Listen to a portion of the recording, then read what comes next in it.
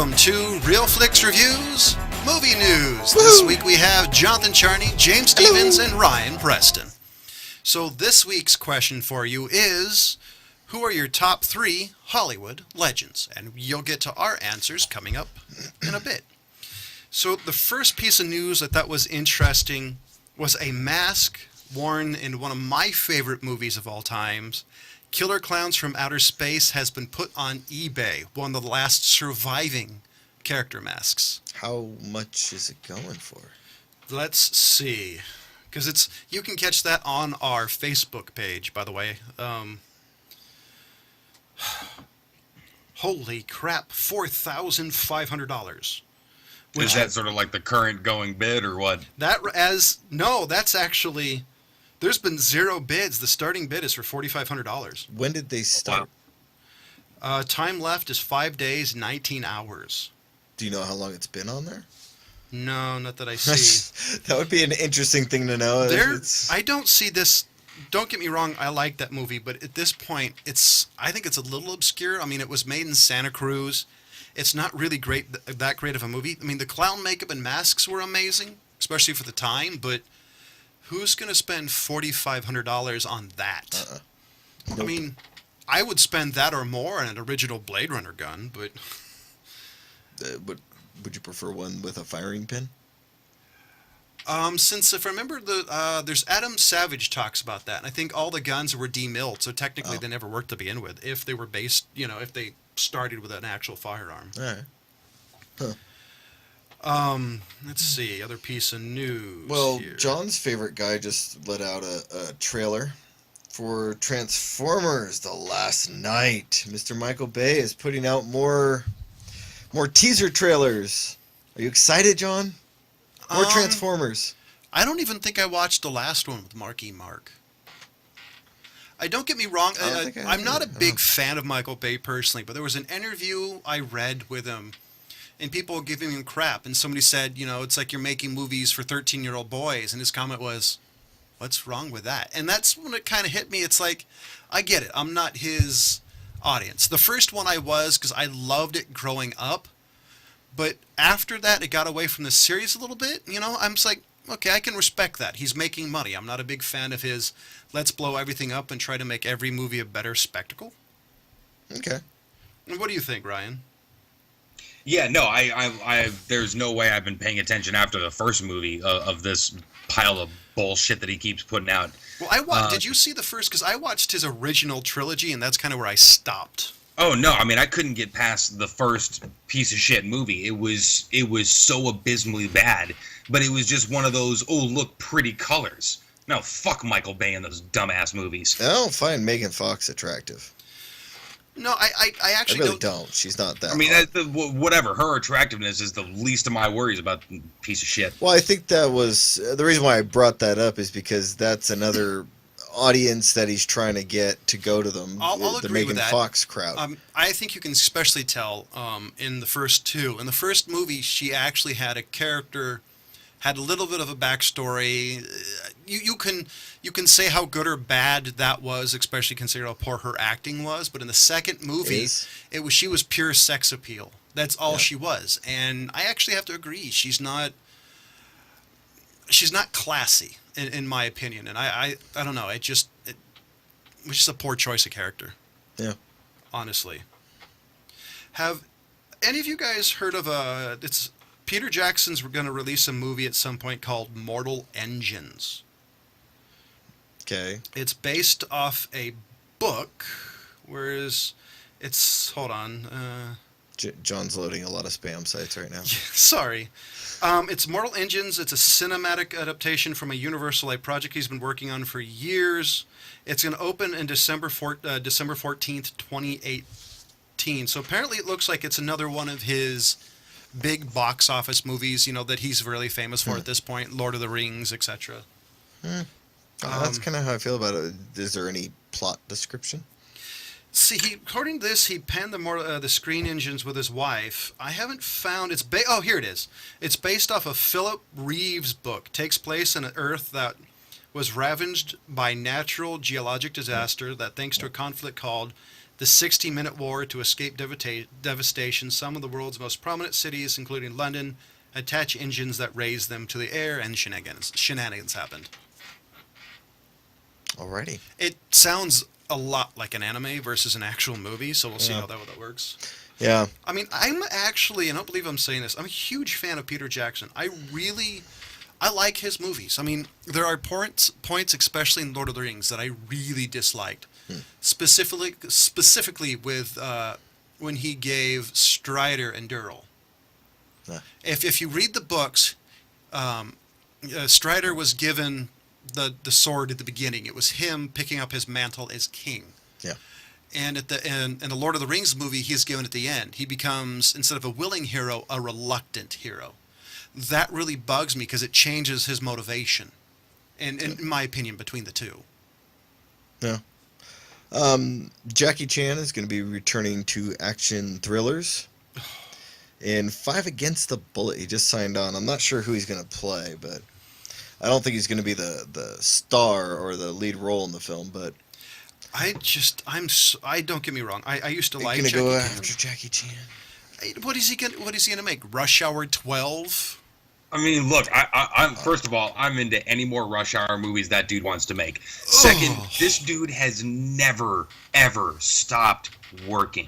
I mean, he's really one of the most prolific, actors, let alone martial artists, let alone, comedians. Yeah. I mean, that dude is I mean, he does so many independent movies that people really never hear about, just because either they, these kids want Jackie Chan in their movie, but he's still just so good at what he does, And despite being, I mean, the guy's got to be in his almost 60 or something, right?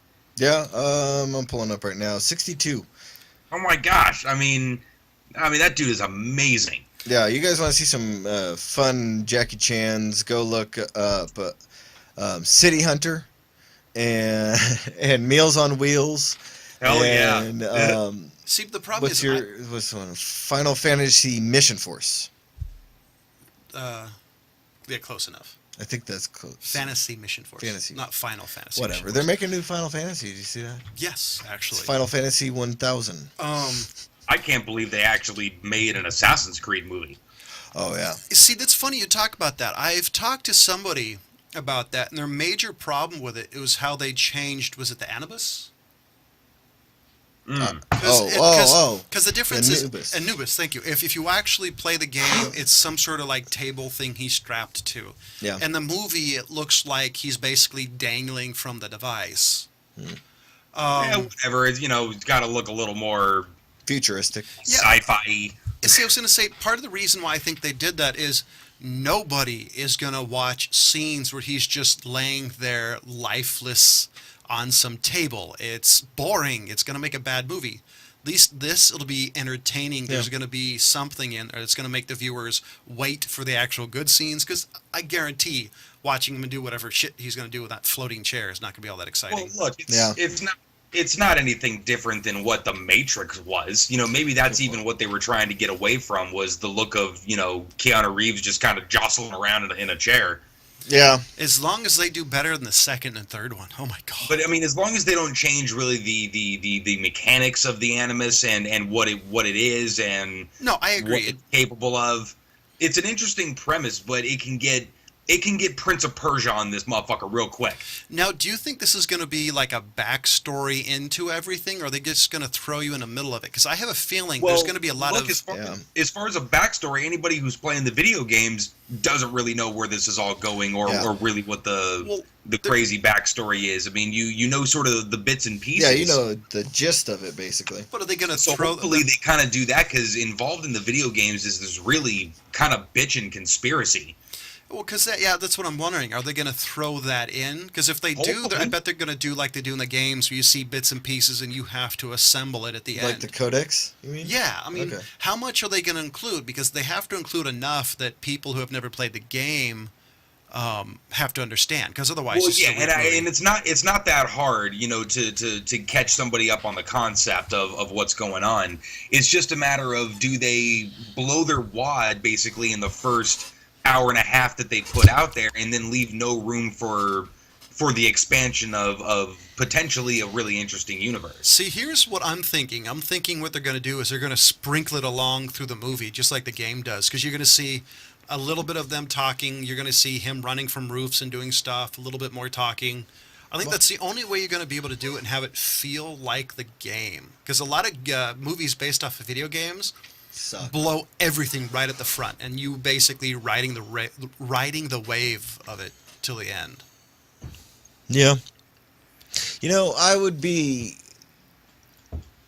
open to them just kind of giving a little backstory and kind of teasing for a sequel to explain more. That would be really what I expect. That is actually what I expect. Where the first one's unenjoyable, but enough to like be like, oh, there's some deeper shit going on here, you know, which is kind of what the video games were so good at. At least sort of the main structure of the games. There's some interstitial shit that was pretty crappy. Here's what I'm hoping. Personally, I'm hoping they throw something in there that's not in the games. Just a little bit of a hint of a backstory that just adds a little bit more to the video games. Because if they do this right, this will enhance the game and drive sales. If it sucks, it's going to kill the game. Basically. Well, I mean, the game I think is going to definitely exist without them. You know, it's. I do think it'll hurt it a little bit. Aren't they still making more Hitmen? Yeah. Yeah, they just came out with one. Yeah, but maybe last year. Unfortunately, it's episodic content, which hate. Is ridiculous. So we're going to switch into our questions just in a bit. Ladies and gentlemen, we do have a Facebook page. If there's any movies you'd like us to review, please let us know. You can also catch us on Podbean, Stitcher, and more. So the question for this week is, who are your top 3 Hollywood legends? And here are mine. I've got a director, Steven Spielberg, one of my all-time favorite directors, actually. You've got one of my all-time favorite actors in Kirk Douglas. And I'll go a limb and say Hollywood legend, or future Hollywood legend, being in Matt Damon. Because he's been in some good movies and crappy movies, but I think he's been in more good movies than bad movies. Okay. Unlike his friend, Ben Affleck. All right. James? So, the original question was something like, who are your movie legends, actor, producer, director? So, you know, I decided I would just go with a theme, and I picked directors. For the worst pieces of shit award, legends of bullshit, Scorsese, Shyamalan, douchebag, loser piece of shit. And then we also have Michael Moore. But I would give them all vodka, just a bunch, and have Michael Moore drive them off a cliff. I'd only feel bad for the bus. By the way, if you're wondering why you've never heard those names in the show, we always jokingly call him "he who must not be named." Pretty much. I mean, if you want actual legends of directors, I would throw in Stanley Kubrick, Christopher Nolan, and David Yates. Interesting list. So, you know, those would be good legends as far as pieces of shit go. There you go. Al, you took it a direction I wasn't expecting. So, Ryan, batter up. Okay. First off, Alfred Hitchcock. Yes. For Psycho, Vertigo, The Birds. I mean, the Alfred Hitchcock Presents. Anybody not caught up on Hitchcock stuff, do yourself a favor. Yeah. Sort of an odd one that most people wouldn't expect me to pick. Katharine Hepburn. Oh wow. That's a good choice. Huge fan. Amazing actress. Really, really, really funny. And classically funny. I mean, she was an actress in the 30s and 40s and just crushing it. She's what people would call an actual Hollywood legend. She did movies during the golden age of Hollywood. And that chick was such a force, man. It is unbelievable. And then Sergio Leone. Is another director. Good, the Bad, and the Ugly. Fistful of Dollars. Few Dollars More. The Spaghetti Once Western. Upon a Time in the West. I mean, holy shit. No, I totally agree. That's a good list. Yeah. So, any of you have an honorable mention? Because I don't. You asked me to pick 3. You do this every time, John. It's my shtick. I would say if I was really to pick somebody who would be an actor, it would be probably Clint Eastwood as an honorable mention. I mean, he would be a legend on his own, and then you got someone like John Wayne, and then I would even throw in So in Clint Eastwood, what part of his career do you enjoy the most? Like you're talking about the early I would say his directing. directing? As a director, and I mean some of his later stuff, because when you bring up his younger stuff, he really wasn't a director in his own right until he got, out of the spaghetti western Yeah, type because thing. he was a studio player for a while. Then you talk about Sergio Leone, and I think really came into his own. But no, I agree. I love his vision for Unforgiven. Yeah. Yeah, once Clint Eastwood kind of got out of the mode, the first couple of things he directed really had that I've been making movies with Sergio Leone too long kind of vibe to him. But once he kind of really came into his own, some of the shit that he did was just unbelievable, And it's funny too, because I think he can get away with doing things as a director that I don't think a lot of people can, especially when you talk about topics. There was, I can never remember the movie, but it was the one where he's incredibly racist in the movie, ends up dying for him at the end. Yeah, Gran Torino. Yes.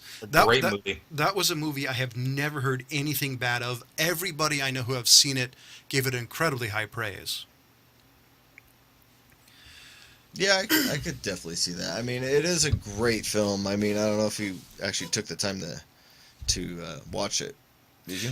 It's one of those movies that I'm just so busy that I haven't had a chance. Another one that was a bit of a flop under his control was $1 Million Baby. See, but that one, I mean, the first like hour and a half of the film was just amazing. What was the flop about it? Because that was a movie that everyone hated the way it ended. Really? Yes. Was it everyone like a typical anime ending? Yeah, but look, the ending of that was not an issue. It was. Just because you don't like how the story ends doesn't mean it's a bad story. Did it end like a lot of anime do in tragedy? I mean, what was? Yes, it was a really tragic ending. Basically, I mean, the girl that he was training to be a boxer slipped and broke her something. Yeah. Okay, so basically became a quadriplegic or something like that. She died. She died. Okay. Yeah, she was a quadriplegic, but she asked Clint Eastwood to finish her off, basically take her off life support. But I mean, it was like Ryan's saying, it was a fantastic story, but there was a lot of people like, I just can't stand the ending. But it was such a good story that they cared about the ending. See, yeah, me, exactly. That's the way movie. I've always looked at that, and people have a hard time kind of making that distinction. Yeah. See, so it was a good movie. If you care enough to hate the ending. That's you had some investment into the characters. Yeah, but I mean, everybody was expecting to be a true underdog story versus a tragedy. Yeah, and as far as I'm concerned, he did a fantastic job in the film. But the way I'm saying it, the flop thing was there was so many people that got the word of mouth about the ending that basically killed the steam behind the film. Yeah, which I was always disappointed by.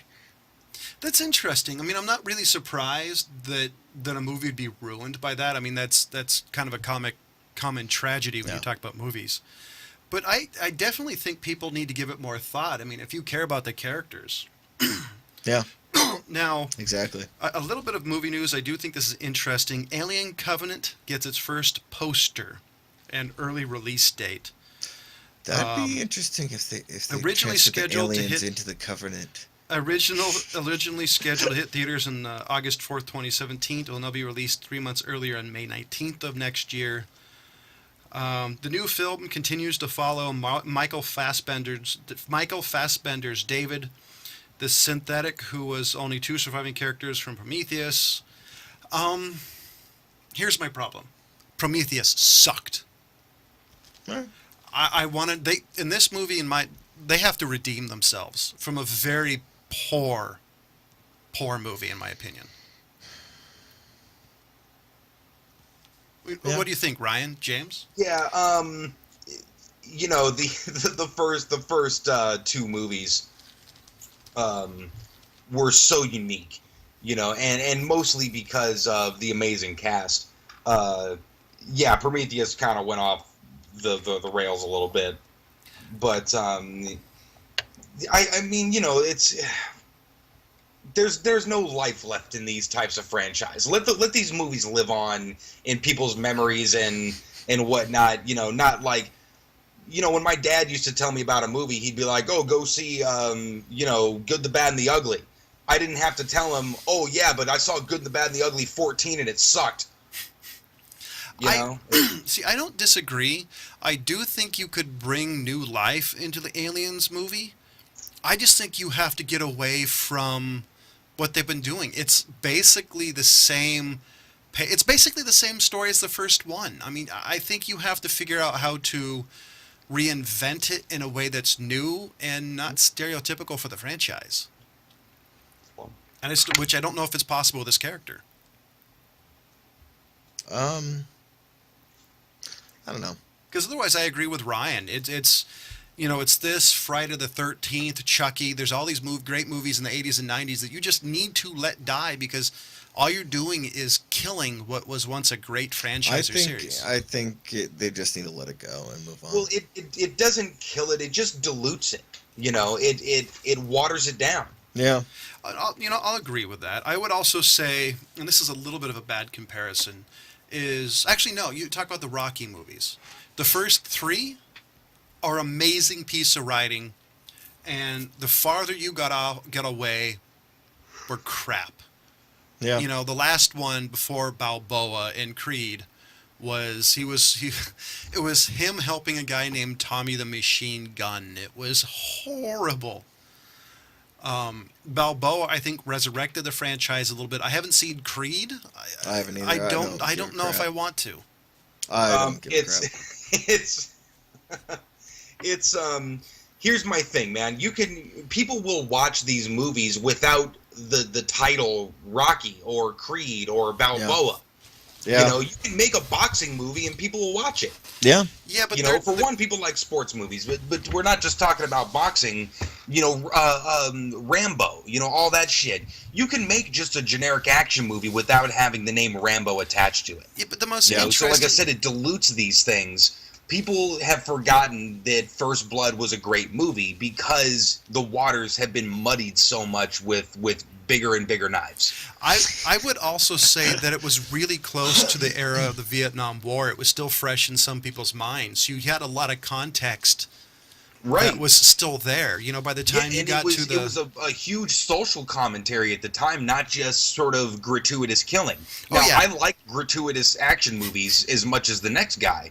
But it's fine if it's not this part of this large, huge franchise where everything has to be a fucking James Bond movie. No, I agree. I mean, I really liked the very last Rambo, but it was really unneeded. They ended a movie franchise ridiculously. You should have let it just end.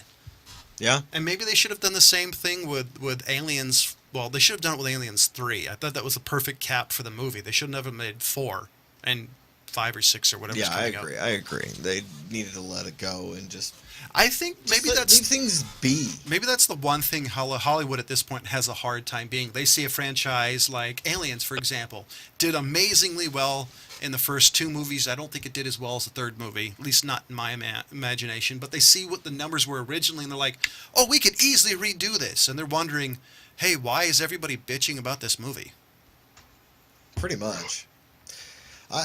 Well, it's a money grab. You know what I mean? It's something that because people recognize it and people are sheep, they go to the movie theater expecting to be reminded of good times back in the day. See, Remember? See, remember. See, to me, this is weird. When people have access to very cheap, very amazing cameras and was it A Girl and a Gun that we reviewed a while ago?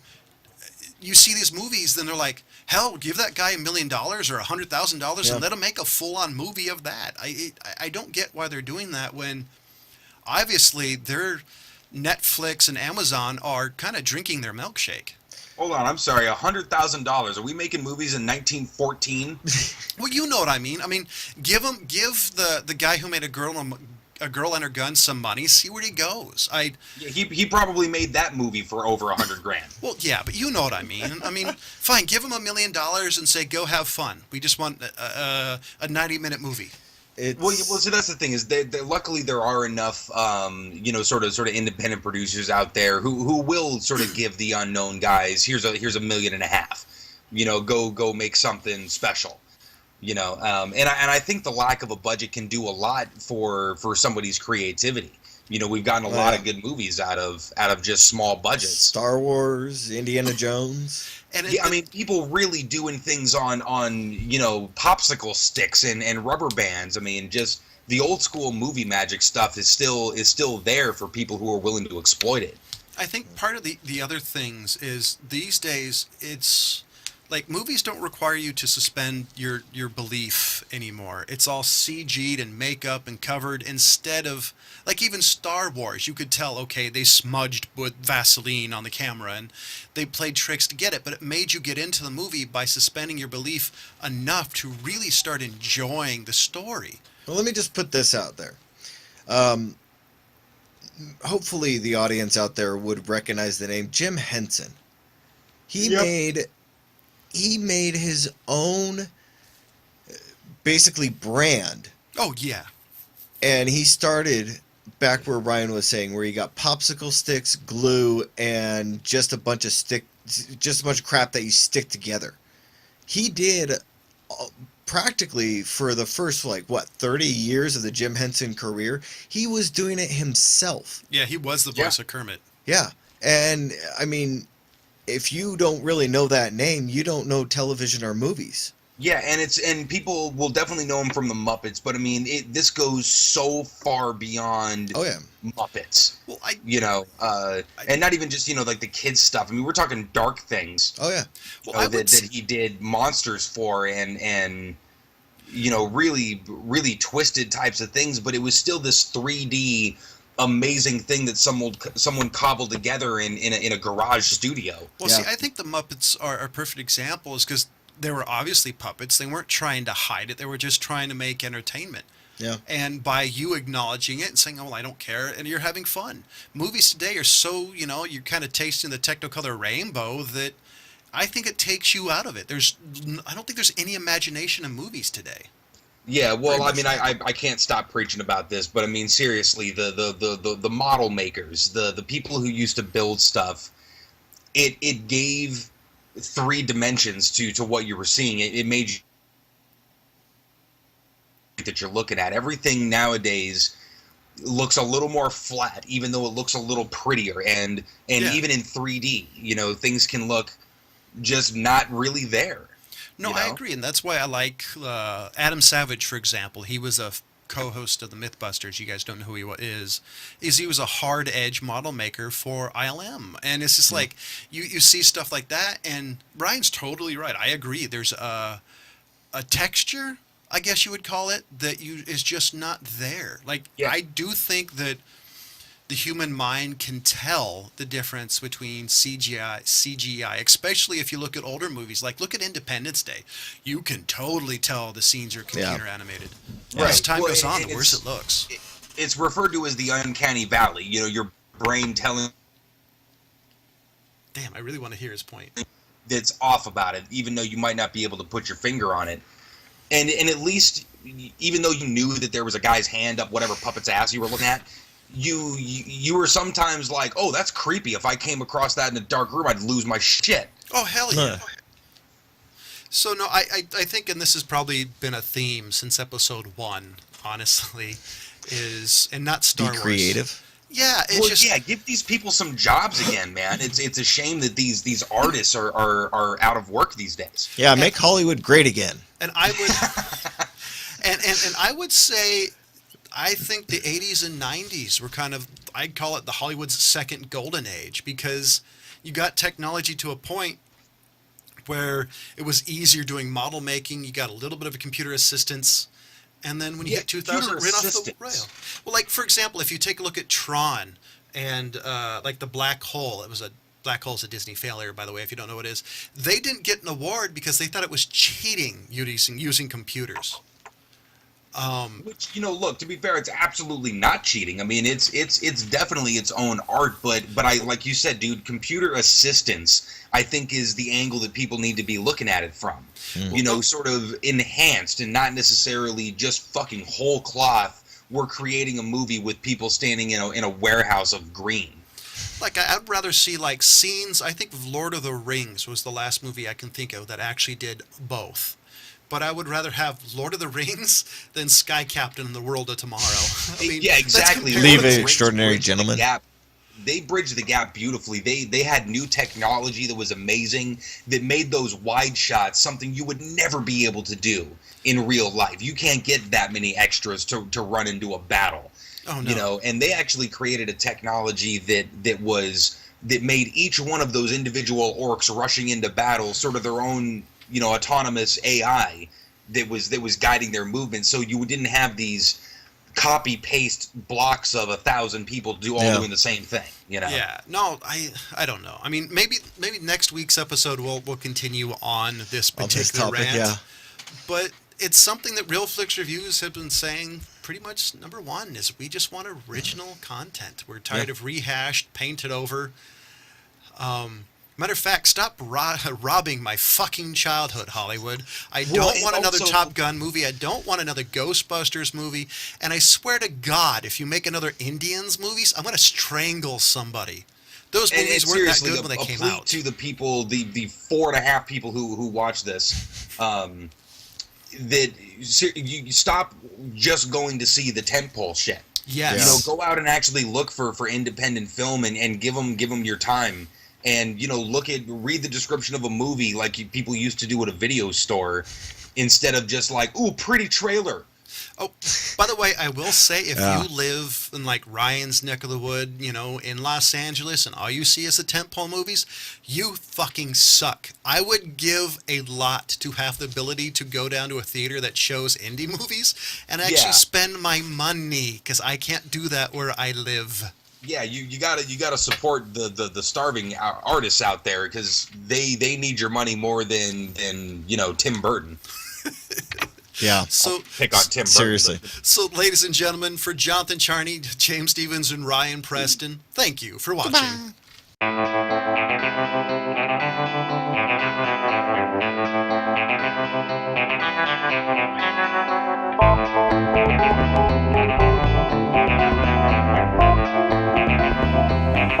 Goodbye.